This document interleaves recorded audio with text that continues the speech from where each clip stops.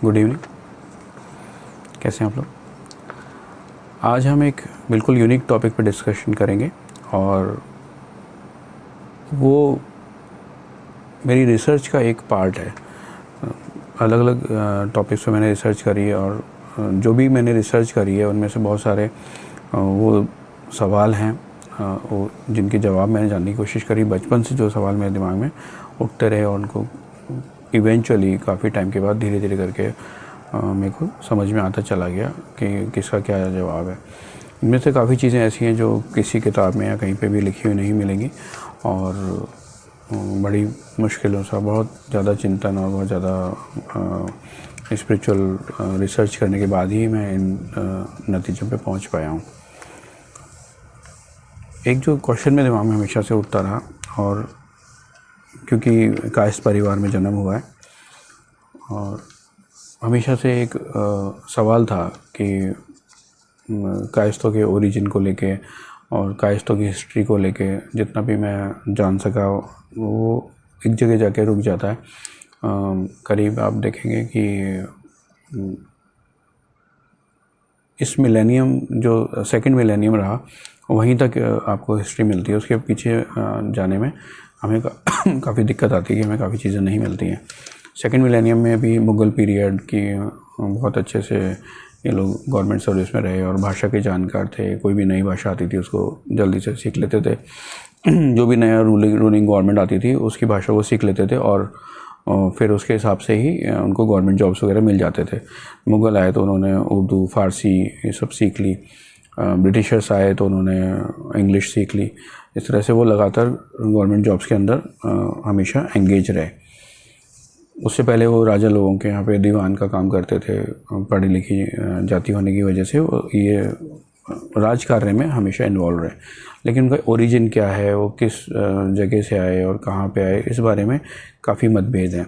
Even Chitragupta जी को लेके कि चित्रगुप्त जी की संतानें हैं ये और 12 संतानें हैं और इस तरह से यहाँ तक तो समझ में आता है। लेकिन उनको किस कैटेगरी में रखा जाता है, वैश्य में, ब्राह्मण में, ये बात अभी तक एकदम एग्जैक्टली क्लियर नहीं हुई है। ऐसा कहते हैं कि वो चारों वर्णों से अलग उनको रखा जाएगा और देवपुत्र कहलाएंगे क्योंकि वो श्री चित्रगुप्त जी के वंशज हैं। यहाँ तक भी एक बात क्लियर हो गई।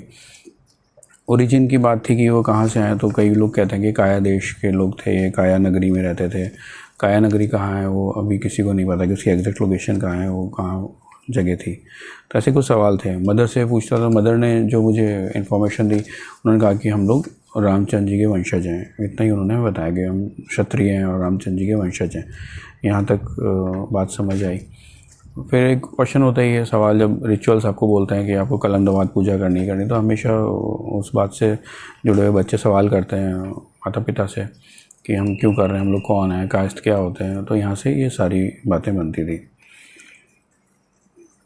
खैर, तो हम शुरू करेंगे कि इस क्वेश्चन का जवाब जानने की मैंने कोशिश करी और जो मुझे जवाब मिला उसको मैं सिस्टमेटिक तरीके से आपको बताता हूँ। जो कंक्लूजन है उसको मैं पहले रखूँगा, फिर हम आगे उसका ऑब्जर्वेशन, इन्फ्रेंस हम आगे निकालेंगे। जो मुझे बात समझ में आई और जो मालूम पड़ा वो ये है कि जो मेरे शास्त्रों में और पुराणों में जो भी बातें लिखी गई हैं उनके मल्टीपल मीनिंग हैं। वो कोडेड लैंग्वेज है और उनको आप जब जानने की कोशिश करते हैं तो आपको कई मीनिंग उसमें समझ आते हैं। एक जो सबसे इम्पॉर्टेंट जो मैसेज या मीनिंग उसके अंदर निकलता है वो है कि जितने भी भगवान के नाम हैं, जितने भी भगवान और जितने भी कैरेक्टर्स हमारे पुराणों में वर्णित हैं, उनके जो नाम हैं वो लोकेशन भी दर्शाते हैं। अलग अलग शहरों की, अलग अलग जगहों की, जैसे कि हम हिस्ट्री को पढ़ रहे हैं इस तरह से वो ज्योग्राफी भी साथ के साथ में हमें बताते चलते हैं। एक नाम आता है जैसे कामदेव का, तो कामदेव का जो लोकेशन है, अगर हम देखें कामदेव से जो जुड़ा हुआ शहर हमें अगर समझ में आता है तो वो कामरूप है, जो मॉडर्न टाइम में हम उसको आसाम बोलेंगे। कामरूप जो जगह है उसको कामदेव से हम बिल्कुल एकदम कनेक्ट कर सकते हैं। सालों से तंत्र का बहुत बड़ा स्थान रहा और अलग अलग पुराणों के अंदर उसके वर्णन है। कालिका पुराण में अलग अलग पुराण में उनके वर्णन आते हैं। कामरूप से जो हम समझ सकते हैं वो है कि वहाँ के लोग बाग तंत्र को लेके एक्सपर्ट थे। उस पुराने ज़माने में तंत्र को लेके एक्सपर्ट थे और वशीकरण को लेके ख़ास तौर से बहुत एक्सपर्ट थे। और जो मेल फीमेल रिलेशनशिप्स हैं इनको लेके उनके अंदर काफ़ी एक इनहेरेंट समझ थी। उन्होंने जो भी साइंस डेवलप करी या जो भी कुछ करा उसका एक जो सिरा था वो इससे जुड़ा हुआ, बहुत ही पक्के से जुड़ा हुआ था। लाल कलर का इस्तेमाल और भी इनके और भी चीज़ें हैं, लेकिन अभी हम इसको यहीं तक सीमित रखेंगे बात को। तो कामरूप, जब कामदेव की बात करेंगे तो हमें कामरूप समझ आएगा। जैसे ये लिखा है कि शिव जी ने कामदेव को भस्म कर दिया, तो हम इस तरह से मान सकते हैं कि कोई जो किसी समय के अंदर जो कामरूप जो जगह वो पूरी तरह से नष्ट हो गई होगी और फिर से वो बाद में रीबिल्ड हुई। इसको हम इस तरह से भी देख सकते हैं। ऐसा नहीं कि सिर्फ एक यही एंगल, लेकिन इसका एक ये भी एंगल और इसका एक ये भी फिजिकल डायमेंशन भी है साथ के साथ।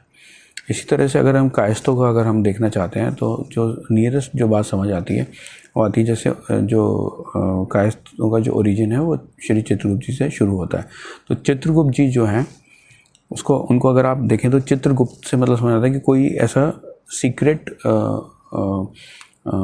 पिक्चर है, कोई ऐसी सीक्रेट पेंटिंग है, कोई ऐसी सीक्रेट फोटोग्राफ है, कोई सीक्रेट डायग्राम है, कोई गुप्त चित्र है। इसको आप इस तरह से देखिए, गुप्त चित्र। और इससे नियरेस्ट कोई अगर प्लेस इंडिया में समझ में आती है तो वो है चित्रकूट। चित्रकूट जो है वो बिल्कुल एकदम मिलता हुआ सिनोनिम समझ आता है, चित्रगुप्त और चित्रकूट।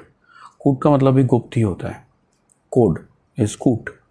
तो चित्रकूट एंड चित्रगुप्त, तो इससे ये बात एकदम क्लियरली स्पष्ट हो जाती है कि जो चित्रकूट है वहीं से सब लोगों का कायस्थों का ओरिजिन हुआ है। ये लोग वहीं के रहने वाले रहे होने चाहिए कि वहीं से ये सबका ओरिजिन वहीं से हुआ है, इसी जगह से। और क्योंकि मेरी मदर ने बोला कि हम रामचंद्र जी के वंशज हैं, तो यहाँ ये समझ में आता है कि रामचंद्र जी का बहुत सारा जो समय है, करीब मैक्सिमम जो पीरियड है उनके वनवास का, वो चित्रकूट में ही गुजरा है। तो रामचंद्र जी से ऑटोमेटिकली उनका कनेक्शन हो गया। ये हमें अलग अलग कालिदास, तुलसीदास, आप किसी को भी पढ़ेंगे उनके सब में ये बात समझ में आती है। और वो चित्रकूट से एक स्पेशल कनेक्शन अपना देख के चलते हैं।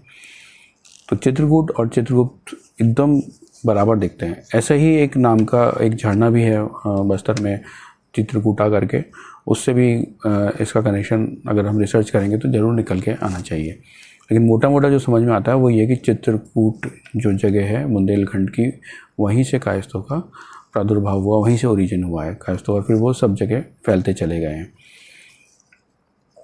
इस रिसर्च को और इस बात को मैं काफ़ी सालों से बाहर लाना चाहता था और मेरे दिमाग में था कि मैं इसको सही प्लेटफॉर्म पे इसको लेके आ पाऊँ। और आज जब कि जो वीडियो बना रहे हैं, और इस वक्त मैं चाहता हूँ कि मेरे अंदर जितनी भी तरीके की मेरी नॉलेज है, चाहे आपको सही लगे या गलत लगे, लेकिन मैं चाहता हूँ कि मेरे अंदर से जो भी नॉलेज है वो बाहर निकल जाए। इन दिनों जो ये वीडियो बनाने का जो भी सिलसिला है वो इसी बात को लेके कि मैं अपने आप को खाली कर देना चाहता हूँ। एक तरह का बोझ आप समझ लीजिए दिमाग में है सब चीज़ों को लेके, कई चीज़ों को जाना, कई चीज़ों का, तो मैं चाहता हूँ कि अंदर से निकल जाए और बाहर चला जाए, ताकि नई इन्फॉर्मेशन के लिए जगह बने और मैं और आगे बढ़ सकूँ, अपने आप को सेल्फ ग्रोथ में आगे ले जा सकूँ।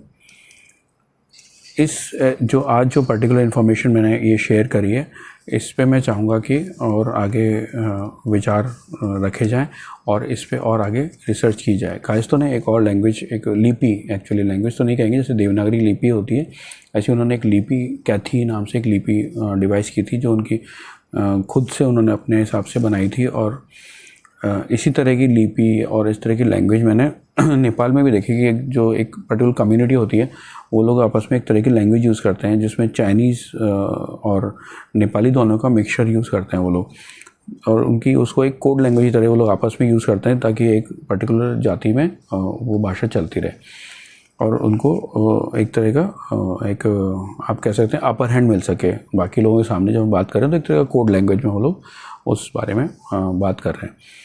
ऐसी कायस्थों ने भी एक कैथी एक लिपि विकसित की थी, जो कि समय के साथ में इस वक्त कहीं खो गई है। कुछ चीज़ें हैं जो हमें ओरिजिन की तरफ लौटने से हमें फ़ायदा मिलता है, अपनी रूट्स की तरफ जाने से।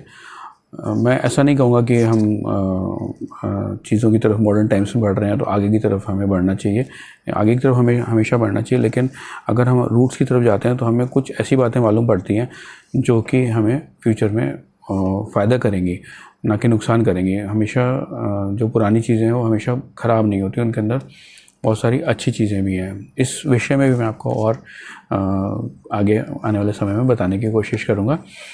अभी फ़िलहाल के लिए इतना ही। प्रणाम, जय मां काली।